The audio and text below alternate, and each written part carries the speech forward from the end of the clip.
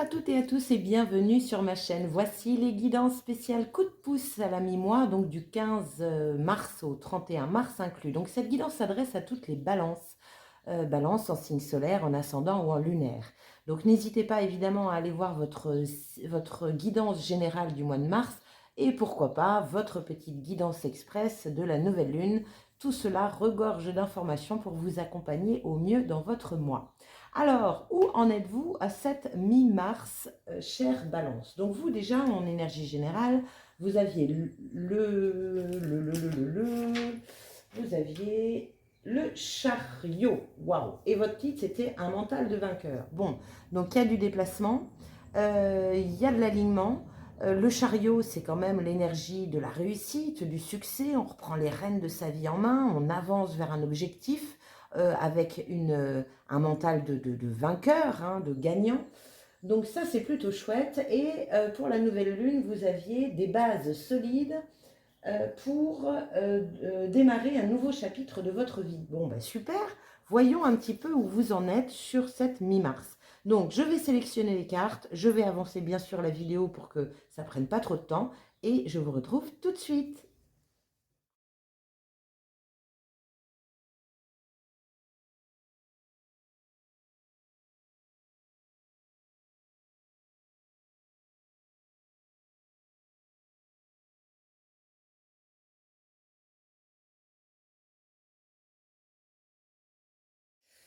Bien, me revoici, chère Balance, donc avec vos cartes pour la période du 15 au 31 mars 2024. Donc ici, vous avez votre état d'esprit. Ici, les actions encore à mener sur cette deuxième partie du mois. Ici, le petit conseil de l'univers. J'ai tout doublé afin d'avoir des informations complémentaires, pour avoir plus d'informations pour votre tirage. Et nous finissons par quelques messages des oracles. Allez, on y va? C'est parti. Alors, quel est votre état d'esprit au 15 mars 2024? Nous avons le 3 de bâton. Donc le 3 de bâton, il est souvent tombé dans cette deuxième quinzaine. Donc nous avons une énergie d'ouverture, nous avons une énergie d'attente, mais d'attente ouverte. C'est-à-dire que on sait que ça va arriver. La seule chose qu'on ne sait pas, c'est quand. Il y a une notion de temps. C'est pour ça qu'on dit qu'on est dans l'attente. Donc le 3 de bâton, il peut parler d'impatience. On sait que voilà, elle sait que le bateau va arriver pour l'emmener sur une autre rive, à une autre destination, mais elle ne sait pas quand, mais elle sait qu'il va arriver. Donc voilà, on est vraiment dans cette énergie d'ouverture, d'optimisme, mais d'attente quand même. Bien. Qu'est-ce qu'on a d'autre en information complémentaire? On a le 2 de bâton. D'accord, donc il y a pour moi ici avec ces deux cartes, le 2 de bâton, le 3 de bâton. Donc déjà on est dans du bâton, c'est pas du tout votre élément initialement, mais on est dans une énergie quand même très enthousiasmante, très vivifiante. Les deux cartes sont tournées vers le futur.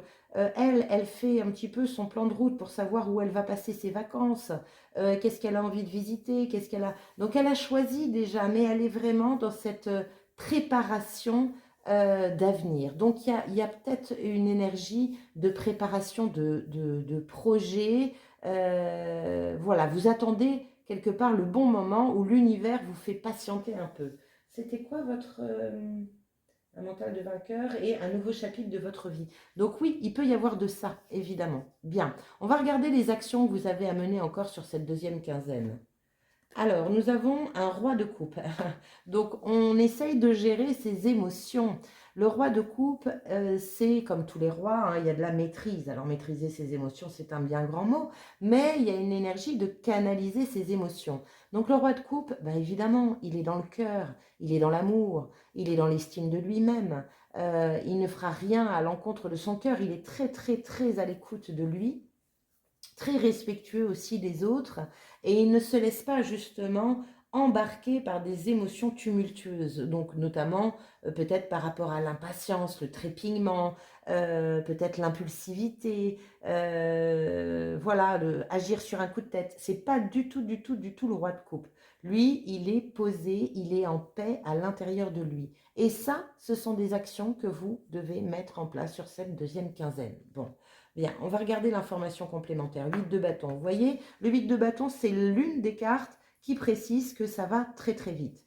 Alors le 8 de bâton, c'est intéressant, parce que là, il y a deux messages pour moi. Donc les actions à mener, c'est se calmer. y aller plus doucement. On est quand même, encore une fois, sur 3 cartes de bâton. Par contre, le 8 de bâton, c'est aussi tout ce qui parle de, comment dire, de communication divine, de synchronicité, d'opportunités à saisir. Donc là, pour moi, le message, c'est reste le plus en paix avec toi-même et aligné avec tes émotions pour rester la plus paisible possible ou le plus paisible possible pour pouvoir voir ces synchronicités, pour pouvoir voir ces opportunités parce que il y a peut-être une énergie de vouloir aller plus vite que la musique. Bon, très bien. On va voir le petit conseil de l'univers pour vous. Cavalier d'épée. Bon, alors, le cavalier d'épée, c'est celui qui défend son bout de gras, c'est celui qui défend ses idées. C'est celui qui va aller jusqu'au bout de ses idées. Il se bat pour ça. Alors, c'est un cavalier, ce n'est pas un roi. Donc, on est vraiment dans des énergies justement, d'impulsivité. Alors, qu'est-ce que l'univers vous dit? Il vous dit d'être impulsif et de ne pas attendre. Alors, peut-être qu'il y a une énergie, une opportunité à saisir. Alors, moi, ce que je peux en conclure de tout ça, c'est que pour certaines balances, vous avez une opportunité là qui vous propulse un petit peu dans le futur, c'est-à-dire si je prends ça, qu'est-ce qui va se passer? Il va y avoir ça, il va y avoir ça, et ça va être chouette, et nanana, et qui vous demande du coup de canaliser vos émotions parce que vous risquez d'aller plus vite que la musique ou de passer à côté de quelque chose, c'est possible.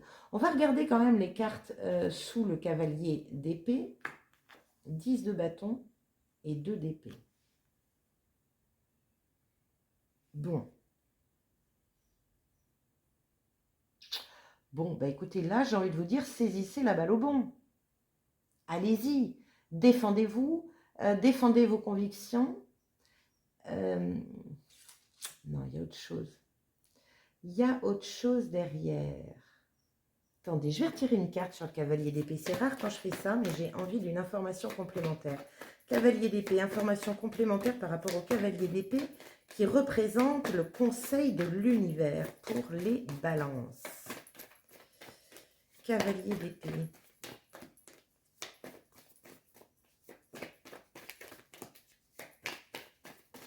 Information complémentaire par rapport au cavalier d'épée pour les balances.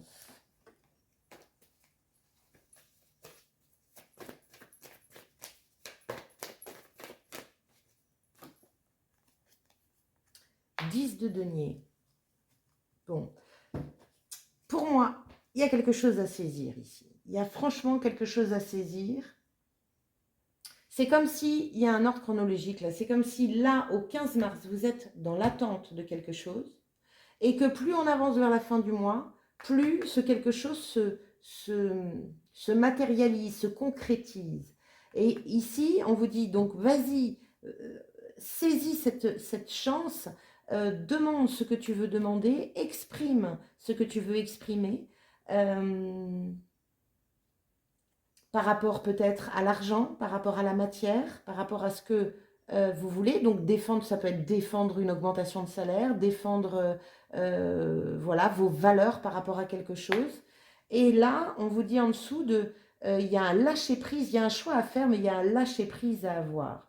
Donc il peut y avoir une énergie de contrôle ici. Avec le cavalier d'épée, de toute façon, c'est une énergie de contrôle. C'est un peu, c'est comme ça et c'est pas autrement.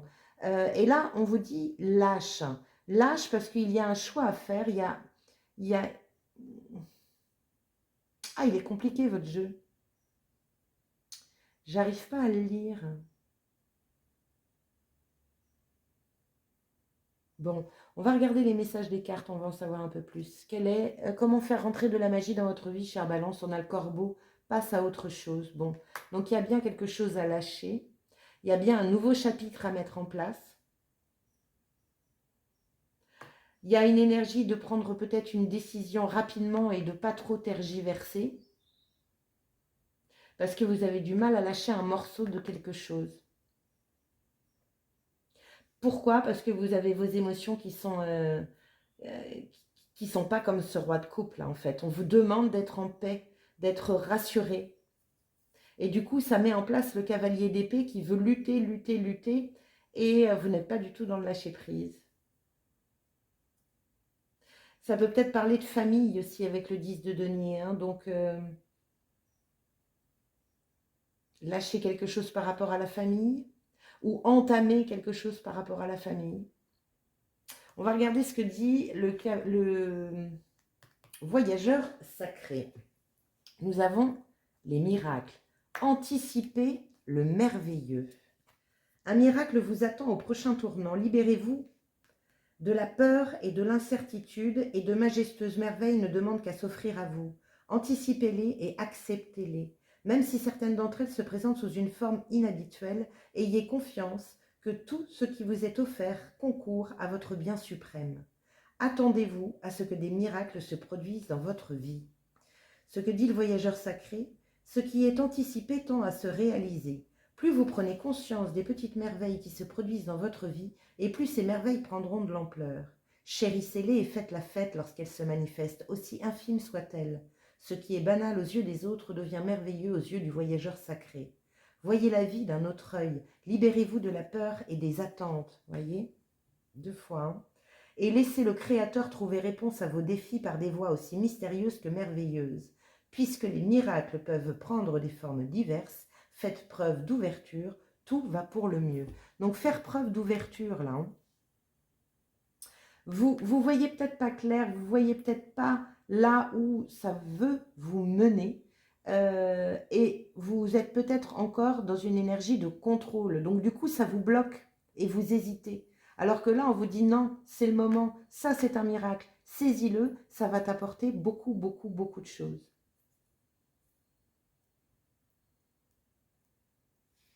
Qu'est-ce que dit la tattoo-thérapie? La séduction. Prends particulièrement soin de ton apparence et de ton énergie. Ton allure physique, ton moral et ton mental en dépendent. Commence déjà par t'auto-séduire pour te sentir encore plus séduisante et confiante. Le temps de t'aimer et de te sentir pleinement incarnée par la beauté du monde est venu. Il y a une mise en lumière là, hein, de voix. C'est pour ça qu'il est très compliqué, il est très compliqué ce tirage. Oui et non, mais il y a vraiment une notion de se revaloriser, de se remélanger avec le monde.